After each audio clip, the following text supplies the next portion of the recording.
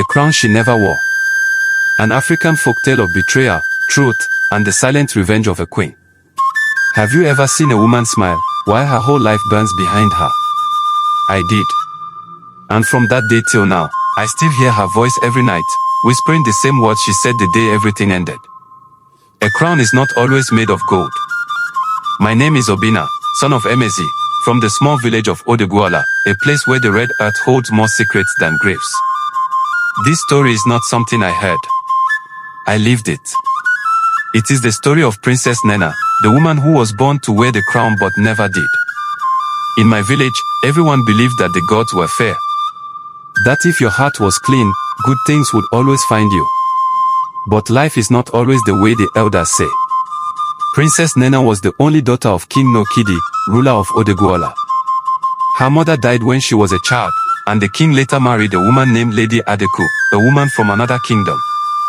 At first, Adeku looked gentle, she smiled sweetly, spoke softly, and bowed deeply.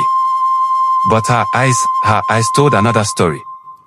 She came with a small boy, her son, Prince Yuzo, who was older than Nnenna by a few years. Everyone thought the king married her just to give Nnenna a mother figure. But what we didn't know was that the woman came with her own dreams, dark dreams. Nnenna grew into a beautiful young woman.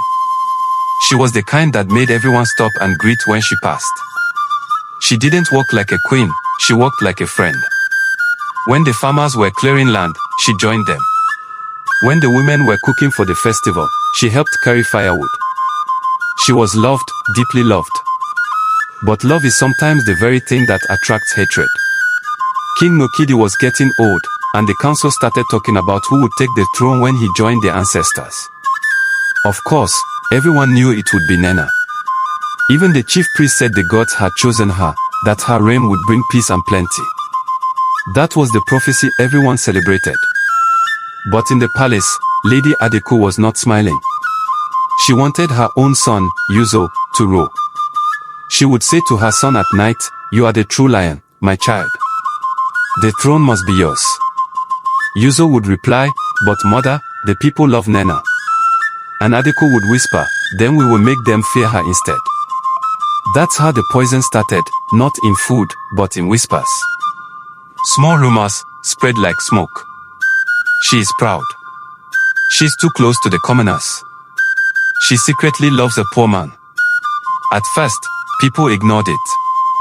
But in a village, when the same lie is repeated enough times, it starts to sound like truth. Love that cost a crown.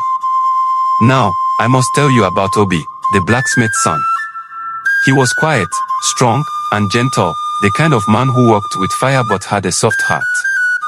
He and Nnenna grew up together. They used to play near the river when they were children. Later, when they were older, that friendship turned into love. It was a love the palace could never accept. A princess cannot marry a blacksmith. The king would never allow it. But true love does not obey titles. Almost every evening, Nnenna would sneak out through the back gate, her feet bare, her royal beads hidden. She would meet Obi under the big Iroko tree by the stream. I know because I was one of the palace guards, and many nights, I followed her from a distance, just to make sure she was safe. They never did anything shameful. They would just talk, laugh, hold hands, and dream. Nnenna used to say, "One day, when I'm queen, I will make it possible for people to marry who they love." Obi would laugh and reply, "And if they don't let you be queen?" She smiled and said, "Then I'll run away with you." Those were words spoken in innocence. But someone else heard them too. Not long after that night, the king fell sick. At first, it was just a cough. Then fever. Then weakness. The palace healers tried everything, herbs, sacrifices, prayers. But nothing worked. One night, the king called Nnenna to his bedside and said, "My daughter, when I'm gone, protect this land. The gods chose you." She wept and held his hands. The next morning, he was gone. The drums beat slowly through the village. Women tore their wrappers. Men shaved their heads. The kingdom mourned for 7 days. But one person didn't shed a single tear, Lady Adeku. She sat still, her wrapper spotless, her eyes cold. Even when the chief mourner came to console her, she said only one thing: "The gods know best." When the mourning was over, the council gathered for the coronation. The crowd filled the palace square. Drummers beat their drums. The elders brought out the sacred stool and the golden crown. Everyone shouted, "Nnenna! Nnenna! Nnenna!" Just when she stepped forward, the chief priest raised his hand. The drummers stopped. The whole place went silent. He said, "The gods have spoken. The princess cannot wear the crown." Confusion. Murmurs. The air grew heavy. "Why?" one elder asked. The priest lifted his staff and said, "She is impure. She has broken royal law. She has lain with a commoner and carried accursed blood." The crowd gasped.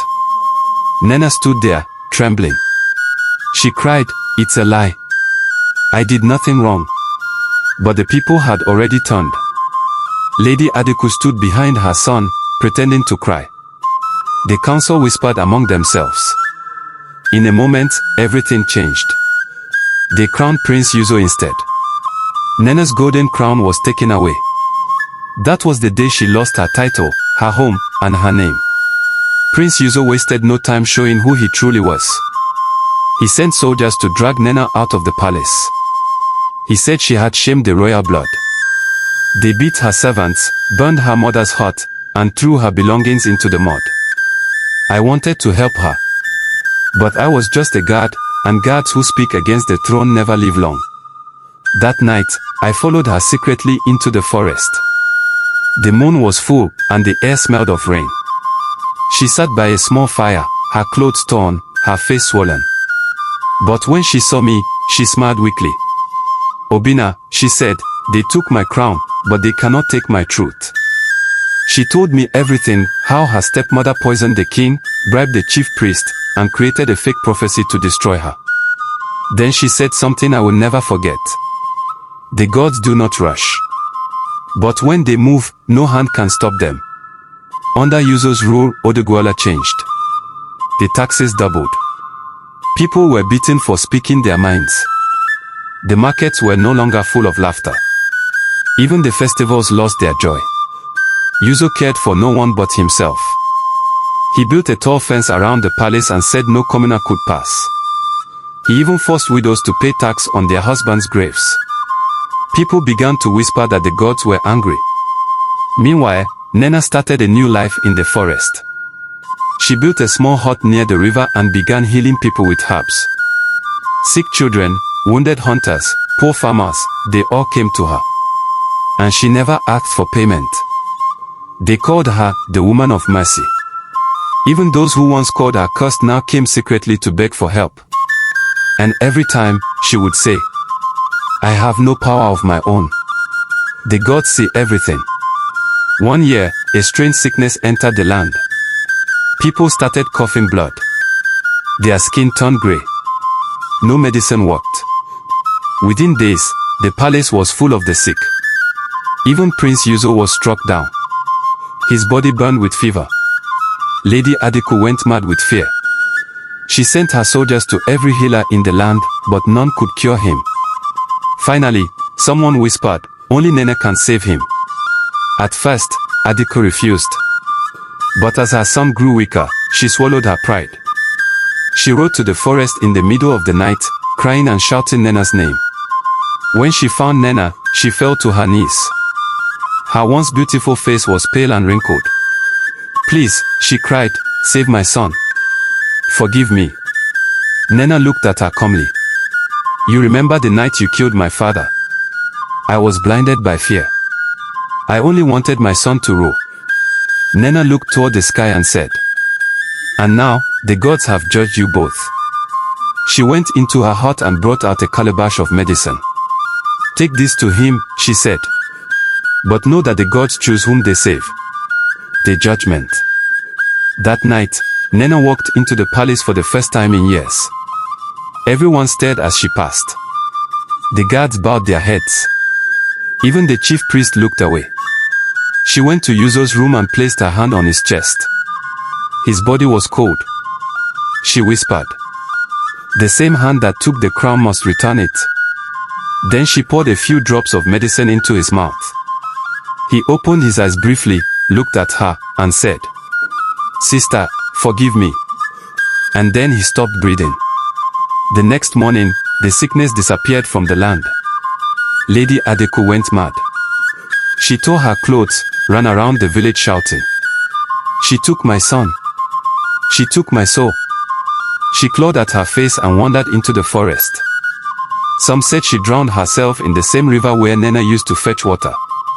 Others said the gods dragged her away. No one ever saw her again. The council and the people begged Nnenna to take back the throne. They said, "Now everyone knows the truth. You deserve to rule." But she refused. "The crown I wanted was never made of gold," she said softly. "It was peace. And now, I have it." She stayed by the river, healing, praying, and smiling at the sunset. One evening, I saw her standing there, white wrapper, grey hair, calm eyes. She turned to me and said, "Obina, tell them, the gods never sleep. Lies may wear the crown for a while, but truth will always sit beside the throne." Then she walked into the river.